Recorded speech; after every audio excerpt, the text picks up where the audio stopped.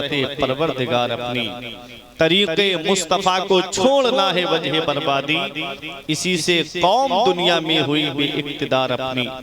हमें करनी है शहंशाह बतहा की रजा जोई, वो अपने हो गए तो रहमत परवरदिगार अपनी।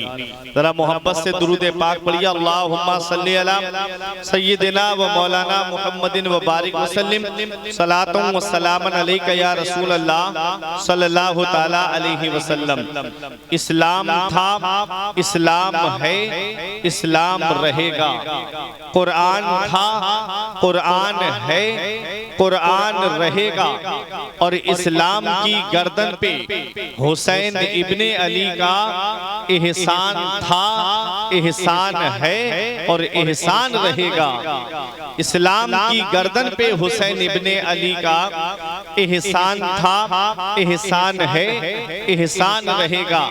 हज़रात, आज जिस इस्लाम के हसीन गुलशन में हम सांसें ले रहे हैं, ये इस्लाम इतनी आसानी से हम तक नहीं पहुंचा है। इस्लाम बड़ी कुर्बानियों के बाद हम तक पहुंचा है। इस्लाम बड़ी परेशानियों के बाद हम तक पहुंचा है।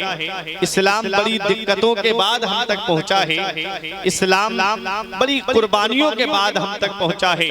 अगर तारीख का वो रोशन बाब आपकी निगाहों के सामने रख दिया जाए तो आज आपकी आंखों से आंसू निकल आएंगे कि इस इस्लाम को हम तक पहुंचाने के लिए पैगंबर इस्लाम ने कितनी परेशानियों का सामना किया है, कितनी दिक्कतों का सामना किया है। आओ जरा वो मक्के का दौर अपनी निगाहों के सामने रखो कि जब मेरे आका तबलीग की खातिर मक्के से बाहर तशरीफ लाते हैं, अपने हुजरे से बाहर तशरीफ लाते हैं, तो मेरे आका हुजूर सल्लल्लाहु ताला अलैहि वसल्लम के रास्ते में कांटे बिछा दिए गए। उस वक्त मेरे आका अगर ये कह के अपने हुजरे में वापस तशरीफ ले जाते कि लोगों, मैं तुम्हारे लिए जन्नत का रास्ता सीधा कर रहा हूँ और तुम मेरे रास्ते में कांटे बिछा रहे हो, ये कह के मेरे आका अपने हुजरे में तशरीफ ले जाते तो आज इस्लाम जैसी दौलत हम तक नहीं पहुँचती। मेरे आका ने इरशाद फरमाया, ऐ मक्के वालों, तुम कितना भी मेरे रास्ते में कांटे बिछाते रहो, मैं तुम्हारे रास्ते में फूल बिछाता रहूंगा। मेरे आका जब अपने हुजरे से बाहर तशरीफ लाए तो एक जालिम ने ऐसा पत्थर का निशाना बांध करके मेरे आका की मुकद्दस पेशानी पर मारा कि मेरे आका की मुकद्दस पेशानी से खून निकलने लगा।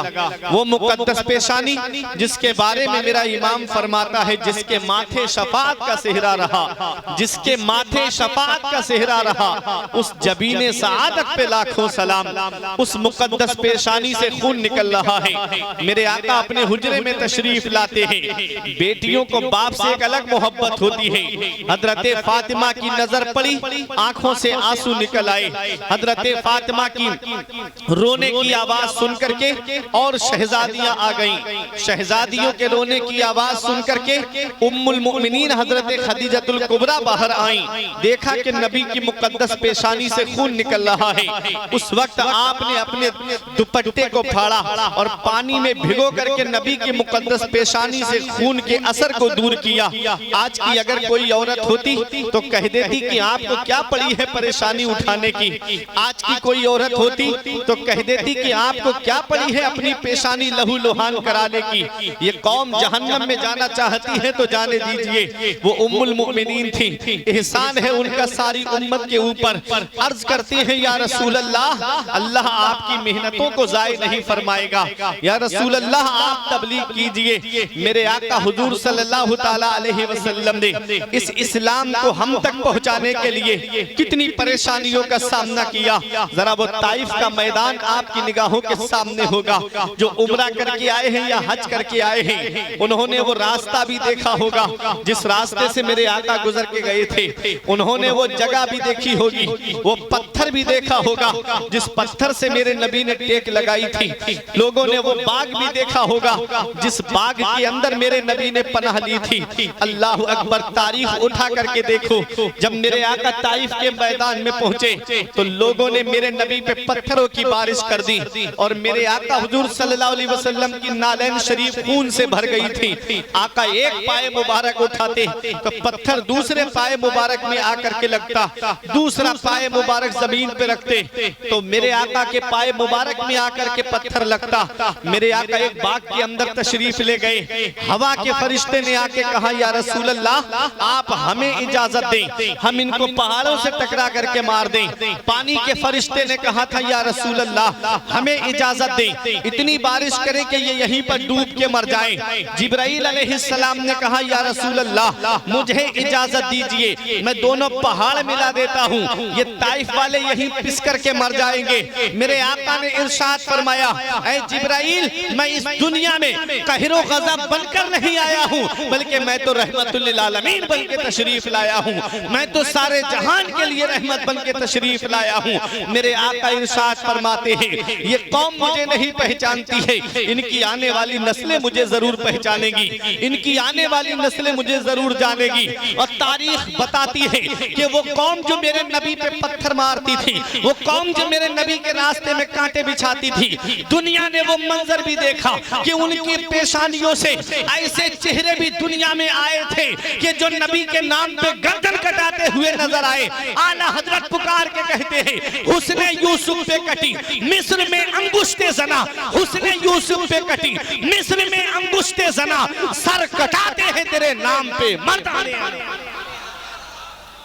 वो दौर भी आया था मेरे आका हुजूर सल्लल्लाहु ताला अलैहि वसल्लम ने ये इस इस्लाम को हम तक पहुंचाने के लिए कितनी परेशानियों का सामना किया, कितनी दिक्कतों का सामना किया, लेकिन कुर्बान जाओ मदीने वाले मुस्तफा पर, कुर्बान जाओ मेरे नबी की शान पर, कुर्बान जाओ मेरे आका की रहमतुल लिल आलमीन पर। आओ जरा देखो आज दुनिया का कोई ऐसा जनरल लेकर के तो आइए, आज दुनिया का कोई ऐसा लीडर लेकर के तो आइए कि जिसके घर वालों को सताया जाए या उसकी जात पर जुल्म किया जाए और वो पावर में आ जाए, वो अपने दुश्मनों से बदला ना ले। अल्लाह अकबर, आज हमको तो ऐसा कोई नजर नहीं आता, लेकिन कुर्बान जाओ मेरे नबी की शान पर अल्लाह ने कैसा अपने महबूब को रहमतुल लिल आलमीन बना करके भेजा है।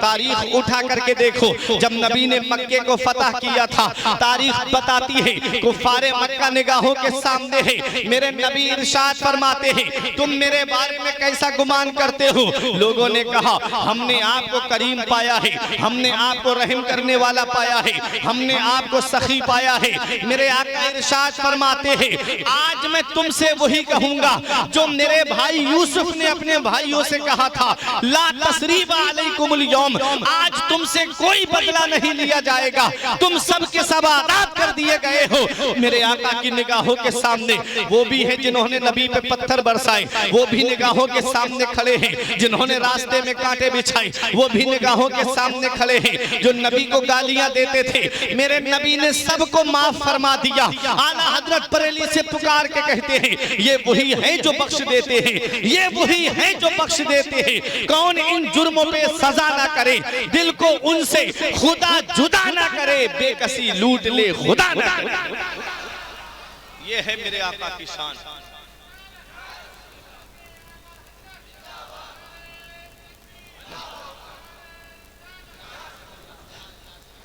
जब मेरे आका हुजूर सल्लल्लाहु ताला अलैहि वसल्लम ने ये इस्लाम अपनी उम्मत तक पहुंचाया, अल्लाह अकबर, जब ये इस्लाम पहुंच गया तो उम्मत ने अर्ज किया या रसूल अल्लाह हम इसका बदला आपको क्या दें? या रसूल अल्लाह जान आपके सदक़े में मिली है, माल आपके सदक़े में मिला है, ईमान आपके सदक़े में मिला है, कुरान आपके सदक़े में मिला है, इरफान आपके सदक़े में मिला है, रमजान आपके सदक़े में मिला है, रहमान आपके सदक़े में मिला है।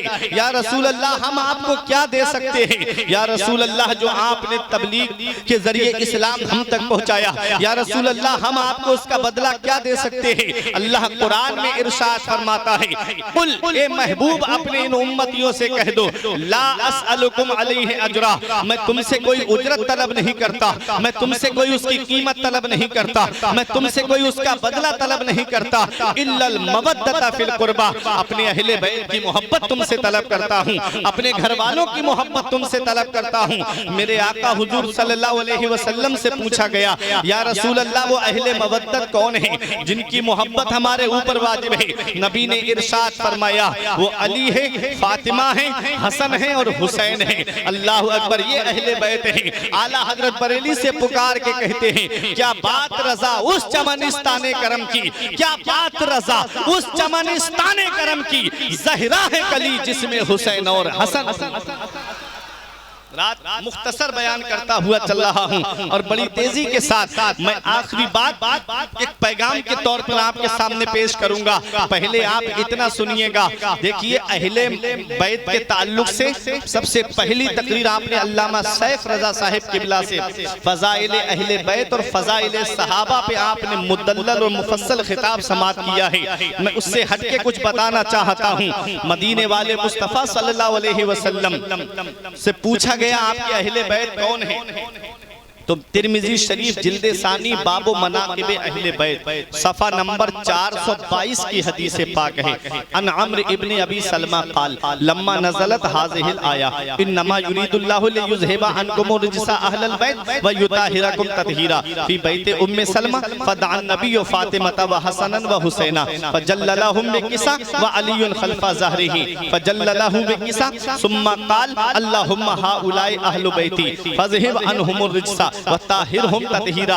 हजरत अम्र इब्ने अबी सलमा कहते हैं कि जब ये आयते करीमा, ऐ नबी के घर वालों, अल्लाह ताला ने तुमसे हर तरह की गंदगी और नापाकी को दूर फरमा दिया है और तुमको खूब खूब पाक फरमा दिया है।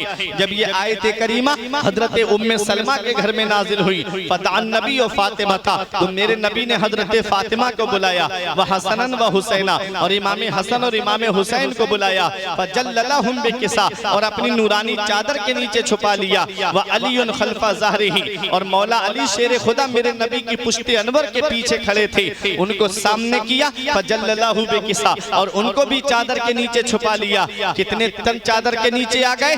4 तन चादर के नीचे आ गए। हजरत अली, हजरत फातिमा, इमाम हसन, इमाम हुसैन। नबी ने अपना सरे मुबारक भी चादर के अंदर कर लिया। कितने तन चादर के अंदर हो गए? 5 तन। इसीलिए हम कहते हैं पंजतन। 5 तन चादर के नीचे हैं। नबी दुआ करते हैं, अल्लाहुम्मा हाउलाई अहलु बैती, ये अल्लाह ये मेरे घर वाले हैं, इनसे हर तरह की गंदगी और नापाकी को दूर फरमा दे और इनको खूब खूब पाक फरमा दे।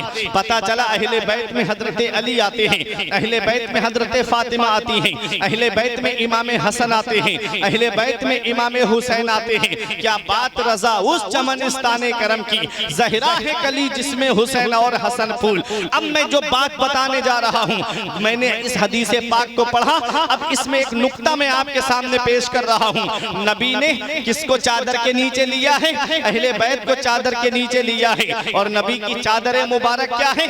नबी की चादर मुबारक को समझना है तो आओ हजरत आयशा सिद्दीका रजी अल्लाह ताला अन्हा की बारगाह में चलो। मेरे आका बाहर तशरीफ ले गए हैं, नबी की चादर मुबारक हुजरे में रखी हुई है। हजरत आयशा सिद्दीका ने अपनी चादर को धुल करके डाल दिया, मेरे नबी की चादर मुबारक को ओढ़ लिया। जैसे ही नबी की चादर मुबारक को ओढ़ा, रहमतों अनवार की मूसलाधार बारिश को देख रही हैं। मेरे आका तशरीफ लाए, नबी से अर्ज करती हैं, या रसूल अल्लाह इतनी तेज बारिश हो रही है और आपके जिस्म पर पानी का एक कतरा भी नहीं है, आपके जिस्म पर बारिश का असर भी नहीं है। नबी ने इरशाद फरमाया, आयशा बारिश कहाँ हो रही है? अर्ज करती हैं, आका मेरी निगाहें देख रही हैं कितनी तेज मूसलाधार बारिश हो रही है।